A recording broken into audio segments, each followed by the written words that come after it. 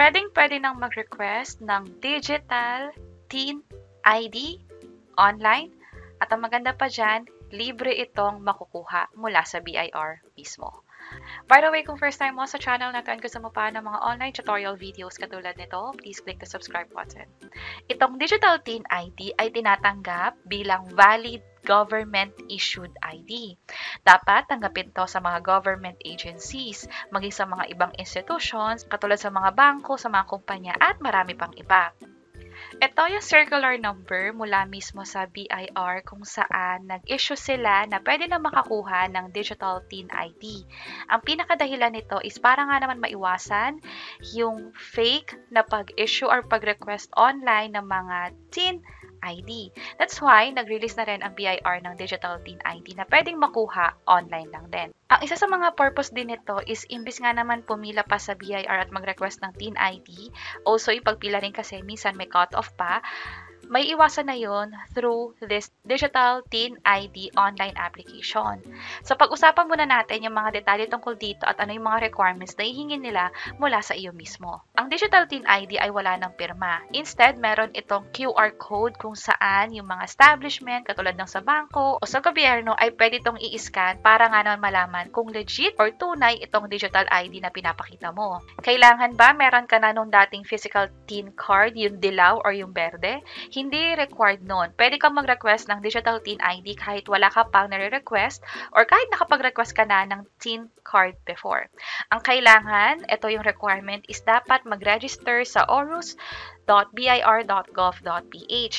Doon lang kasi pwedeng mag-request online. Again, ito yung legit na website para nga makakuha ng digital TIN ID. At bukod pa dyan, kakailanganin din nila ng 1x1 photo ID. Para sa 1x1 photo ID, ito yung mga criteria o yung mga requirements.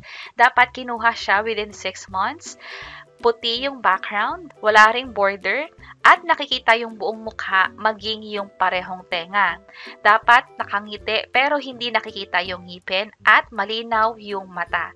Dapat visible or nakabukas siya. Lalo sa mga maliliit ng mata sa atin or yung talagang mga singkit, make sure lang na yung mata natin is clearly visible. And yung usual na dapat sa pag-take ng photo, dapat nakatingin dun sa camera, hindi sa sides.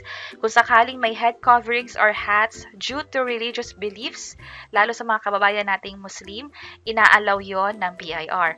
Ang hindi pwede is yung pagsuot ng eyeglasses or sunglasses, also yung mask, katulad ng face mask, hindi rin yan inaalaw. Anything na nakaharang sa mukha natin, as long as hindi siya for religious belief mo, hindi yan pwede doon sa 1x1 photo na isasubmit natin online din. Kung sakaling yung email address mo naman ay hindi updated or hindi mo matandaan yung email address mo, kung may access ka pa ba doon or wala na, mas maganda na i-update mo muna yung email address mo doon sa RDO kung saan ka nakaregister. Paano malaman kung saang RDO ka nakaregister? Dito sa mismong website ng BIR, that's bir.gov.ph, i-check lang or i-chat lang yung Revi ng BIR. Katulad nito, pag kinlik ko yan, by the way, pwede nga rin pala to sa cellphone ninyo, basta pumunta lang kayo sa same website. And then, piliin nyo na lang kung English or Filipino. Mula rito, meron ditong RDO Finder kung saan pag kinlik ko yung view, hihingin sa inyo yung mga information katulad ng TIN number ninyo, yung complete name, gender, birthday, and from there, malalaman nyo na kung saang RDO ba kayo. So, try natin siya. Yung TIN, dapat yung 9-digit TIN number lang. So, halimbawa, ganito yung TIN number mo. Hindi na dapat i-type yung last 3 zeros. And then, kumpletuhin, ilagay yung complete name, gender, at maging yung birthday. Nakompleto ko na. Click ko yung submit form. From there, nalaman ko na yung RDO ko is nasa RDO 041. So, kung may iba ka pang katanungan, pwede mong i-chat yung live agent or pwede mo pang i-explore ibang mga option dito. So, ganun kadali mag-verify or malaman kung saang RDO ka ba nakaregister. Pero kung may iba ka pang katanungan dito sa Revi, like alamin mo talaga kung ano ba yung TIN number mo, pwede rin, andito yan, may mga iba't ibang option na pwedeng pagpilian, TIN validation, TIN inquiry, At meron din silang general inquiry dito. So, pwede nyo i-explore. Basta nasa website lang kayo ng bir.gov.ph. Kung ang question nyo is paano na ako makakakuha niyan o ano yung naging actual experience namin sa pag-register dito sa website ng BIR at pag-request na rin ng Digital Teen ID, ilalagay namin yung mga video tutorial dito sa bandang baba.